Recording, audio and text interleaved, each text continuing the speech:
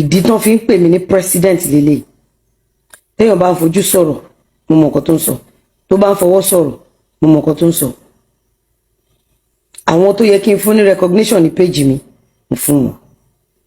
Bí gbogbo yín bẹ ṣe pọ̀ tó bẹ ṣe ń tẹ̀lé mi mo mọ̀ nǹkan tí mo ṣe. Mo mọ ọ̀dàlẹ̀ láàrin yín, mo mọ olóòótọ́ láàrin yín, mo mọ arébípa láàrin yín, mo mọ alátẹnujẹ láàrin yín.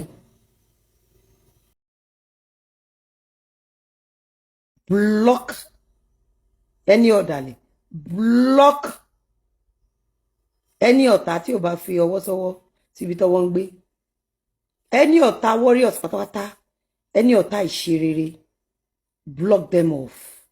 Any ọ̀tá ìlọsíwájú, block them off. Any ọ̀tá wáyé má ṣeré, block them off. We don't need them, they are nothing, they are nobody. Àsìkò tẹ́ máa ṣe mọ̀ wípé ìdí tán fi ń pè mí ní president lélẹ̀. Téèyàn bá ń fojú sọ̀rọ̀ mo mọ̀ nǹkan tó ń sọ, tó bá ń fọwọ́ sọ̀rọ̀ mo mọ̀ nǹkan tó ń sọ. Àwọn tó yẹ kí n fún ní recognition ní page mi mo fún wọn. Bí gbogbo yín bẹ ṣe pọ̀ tó bẹ ṣe ń tẹ̀lé mi mo mọ̀ nǹkan tí mo ṣe. Mo mọ ọ̀dàlẹ̀ láàrin yín, mo mọ olóòótọ́ láàrin yín, mo mọ arébípa láàrin yín, mo mọ alátẹnujẹ láàrin yín, mo mọ onílara láàrin yín, mo mọ ẹni tó lè ta ìyá ẹ̀ nítorí 1000 naira nínú yín, mo mọ olórí burúkú onílara láàrin yín. Òun ló ṣe jẹ́ pé anybody tí mi ò bá ti dárúkọ ní page mi mọ́ ẹ move wọn ẹ unfollow kẹ block. Kí ló ń ṣe yín? No leave, no transfer.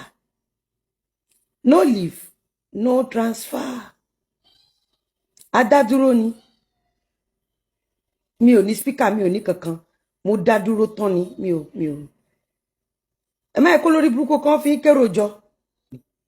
Ó yẹ kẹ́ ti mọ̀ pé from onset ọ̀dàlẹ̀ ni. So you should disassociate yourself from such person.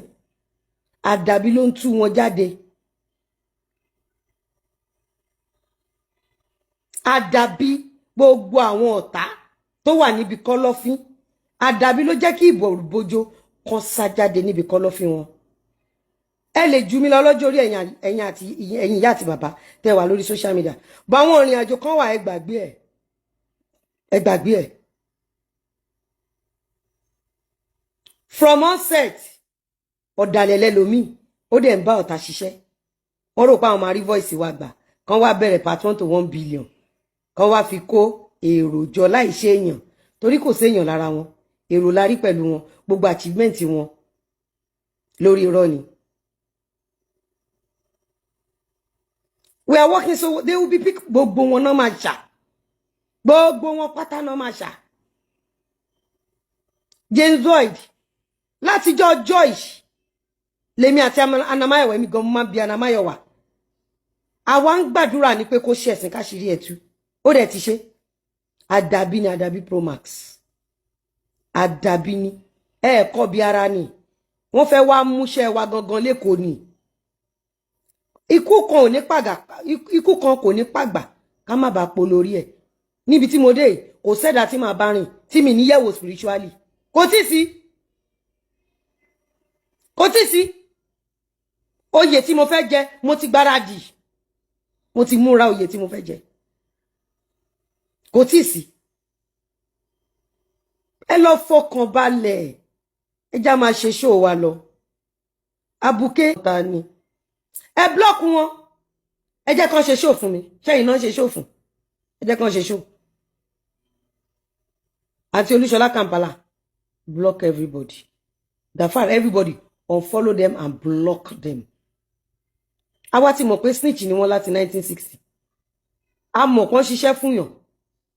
Ṣé ẹ wò ẹni ò ń sọ̀rọ̀. Lọ́wọ́lọ́wọ́ wà spiritual battle wà ńlẹ̀. Ṣé bí mo sọ wípé a parí iṣẹ́ kan láàárọ̀ àná. Àbí mi ò sọ fún yín. Ẹ dẹ̀ ríṣẹ́ tí mo ṣe ìgbà tí mo wà ní online. Eya Beauty Award said a lot of people knows the truth now. Bless you. Nǹkan tẹ́ fi máa mọ̀ pé o gbọ́dọ̀ gba àlejò nínú life ẹ. Kò dẹ̀ sí ìṣòro tó lè ní lórí platform, lórí social media. Come online. Talk. Never talk to anybody in your life. No, he has not been bought. he has been working for them tètè he has been working for them wọ́n rò pé máa bá sọ̀rọ̀ kàn lè record voice mi.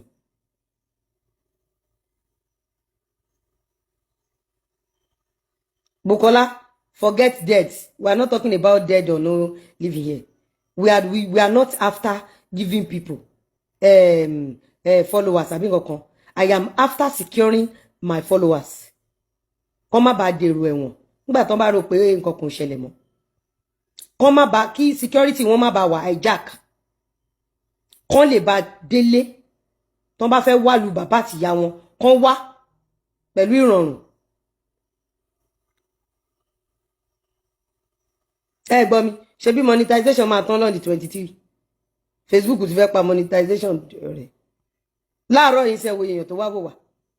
We are ahead of the game. Ẹ pàdé wa lọ́sàn. Ṣé ẹ máa gbọ́ o? Ẹ máa gbọ́. Ṣé Olúṣọlá Kampala nǹkan tó ṣẹlẹ̀ yẹn ṣẹ́yìn lójú tì àbí ọ̀dàlẹ̀ lójú tì? Mojú tí àwọn èèyàn máa fi ń wu ọ̀dàlẹ̀ ni. Èyí tó lòun wá gbélé wa